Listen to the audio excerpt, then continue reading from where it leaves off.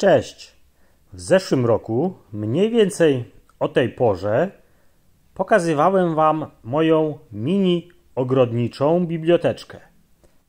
Od tamtego czasu na przestrzeni całego tego roku uzbierałem kilka nowych pozycji, które możecie teraz tutaj oglądać.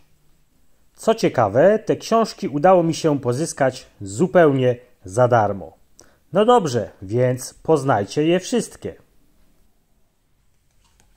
Pierwsza książka Elżbiety Zenchteler nosi tytuł Paprocie w domu, parku i ogrodzie. Jeśli jesteście fanami tych roślin, znajdziecie tutaj wszystko od charakterystyki, systematyki, budowy, cyklów życiowych, rozmnażania, reprodukcji oraz chorób i szkodników paproci. Książka jest wydana w Poznaniu w roku 1994.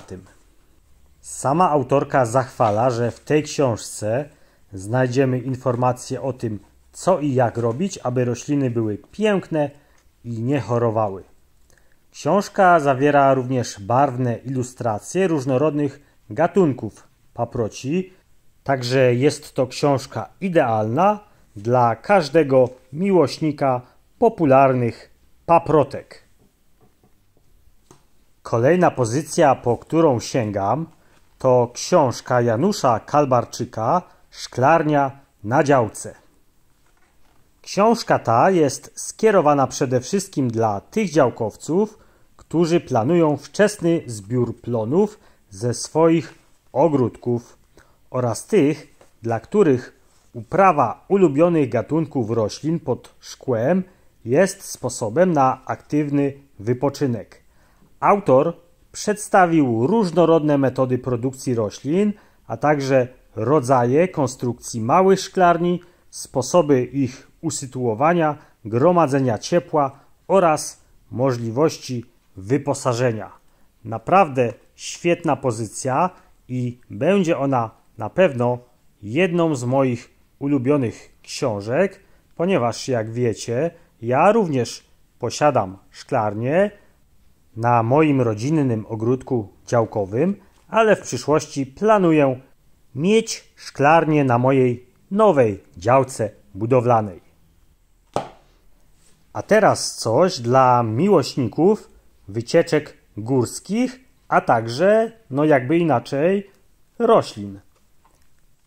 Podręczny leksykon przyrodniczy, gdzie znajdziemy barwne fotografie i rysunki roślin występujących w wysokich górach Europy. Jest tutaj ponad 200 omówionych gatunków. Charakteryzuje się ta książka zwięzłym opisem każdego gatunku, pokroju, kształtu liści, barwy i kształtu kwiatów, miejscem występowania oraz czasem kwitnienia.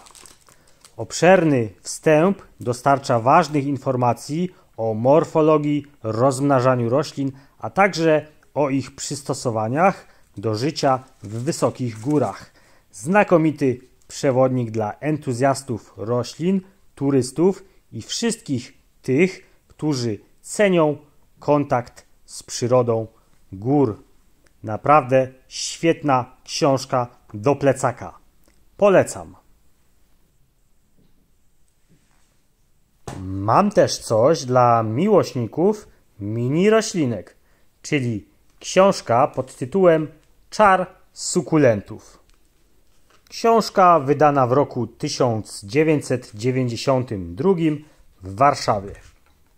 Książka jest o tyle fajna, że naprawdę jest bogato ilustrowana, a w spisie treści jest naprawdę bardzo dużo roślin. Sukulenty, eonium, aloesy, keropegia, grubosz, rochea, kotyledon, echeveria, wilczomlecz, gibeum, faucaria, lamprant, litops, gasteria, haworsia, kalansza. Ojejku, tyle nazw, że naprawdę ciężko je wymienić. A wymieniłem zaledwie połowę z tego spisu treści. Naprawdę świetna książeczka dla miłośników sukulentów. Polecam. Kolejna książka to Mały ogródek wodny Petera Becka. Jest to właściwie poradnik, który opisuje, w jaki sposób można urzeczywistnić marzenie o ogródku wodnym nawet na bardzo małej powierzchni. W książce tej znajdziemy informacje o budowie i pielęgnowaniu małych ogródków wodnych. Są tutaj również najpiękniejsze rośliny dobrane do miejsc o różnym stopniu nasłonecznienia. Ale to nie wszystko, no bo przecież oczko wodne to również rybki. I w tej książce również znajdziemy informacje o rybkach. Kolejna książka to Pelargonie na balkony i rabaty. W tym poradniku znajduje się wiele nowych odmian pelargonii pasiastych i bluszczolistnych.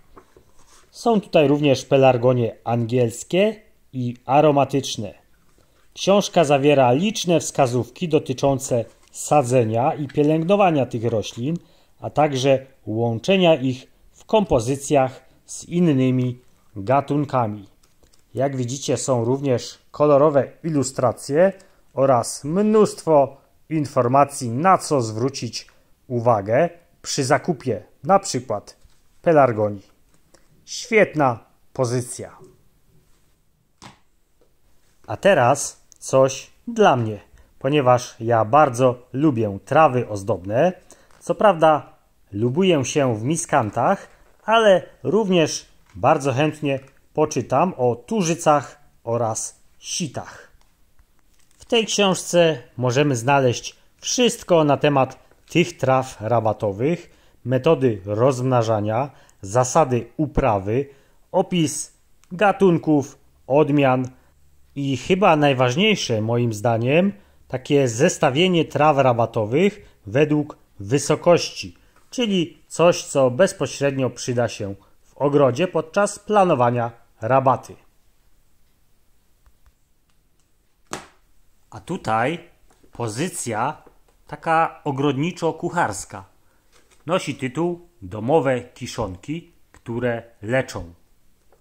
Jest tutaj 30 przepisów na takie kiszonki, na przykład z buraków, z cebuli, cukinii, cytryny, dyni, fasolki, jabłka, kalafiora, kapusty, marchwi, ogórka, papryki, pomidora, rzodkiewki, selera, śliwki oraz miks kolorowych warzyw. Świetna pozycja, przyznacie. Trzeba mieć tylko talent kulinarny, którego ja niestety nie posiadam. No ale kto wie, może przy pomocy tej książki czegoś się nauczę. Na pewno warto mieć taką książkę w domowej biblioteczce. Kolejna książeczka, Alles über Bonsai, to książka, no jakby inaczej, o tworzeniu drzewek bonsai. Tą pozycję znalazłem w takiej książkobudce, gdzie ludzie oddają niepotrzebne książki.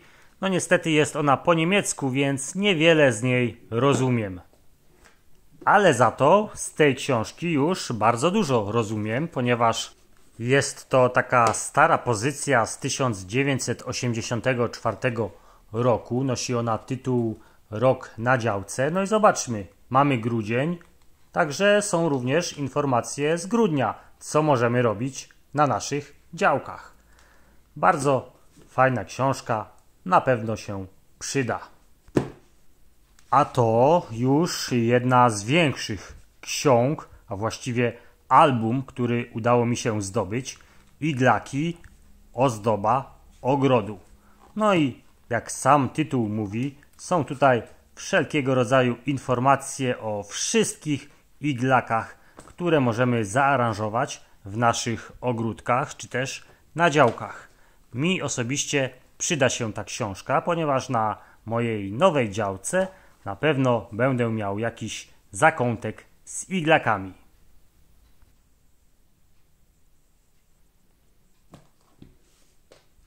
No to już powolutku zbliżamy się do końca, ale zobaczcie, jeszcze jedna książka o szklarni. Szklarenka ogrodowa. Taka mini książka, ale jest w niej bardzo dużo informacji takich technicznych, jak zbudować szklarnię. No i są tutaj wszelkiego rodzaju szklarenki, także również taka techniczna książka bardzo mi się przyda. Ale oczywiście oprócz technicznych spraw są również informacje o uprawie w szklarni. Polecam. No i jeszcze przedostatnia książka o storczykach, orchidee. Muszę wam powiedzieć, że ja tą książkę zdobyłem za friko, a gdzieś tam patrzyłem na jakichś ogłoszeniach. Ta książka naprawdę ma spore wzięcie, no bo jak wiecie, storczyki to jedne z ulubionych roślin naszych domowych. No i wiele, szczególnie pań, ma ochotę uprawiać takie rośliny we własnych mieszkaniach. No i takie książki są naprawdę cenne. Ja co prawda nie mam u siebie storczyków, ale książka na pewno się przyda, no bo być może kiedyś będę miał. No to jeszcze teraz na sam koniec. Przepiękna książka Poznajemy grzyby. Jestem nią zachwycony. Naprawdę są tutaj tak piękne tablice z grzybami, takie realistyczne. Jest przekrój grzyba, jak wygląda. Naprawdę nic, tylko zabrać taką książkę do lasu i zbierać grzyby. Naprawdę fantastyczna książka. Już ją przeglądałem wielokrotnie i cały czas czegoś nowego uczę się o grzybkach. Świetna pozycja. No to teraz muszę jeszcze wygospodarować miejsce na mojej półce i te oto książki dołączą do mojej biblioteczki ogrodowej. Kolekcja się powiększa, więc być może za rok znowu będę mógł zaprezentować wam kilka nowych pozycji w tej oto kolekcji. Mam nadzieję, że tak się stanie. Będę na pewno starał się pozyskać jakieś nowe książki.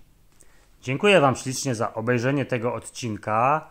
Mam nadzieję, że wy również czytacie takie książki, no bo naprawdę warto. Trzymajcie się. Cześć!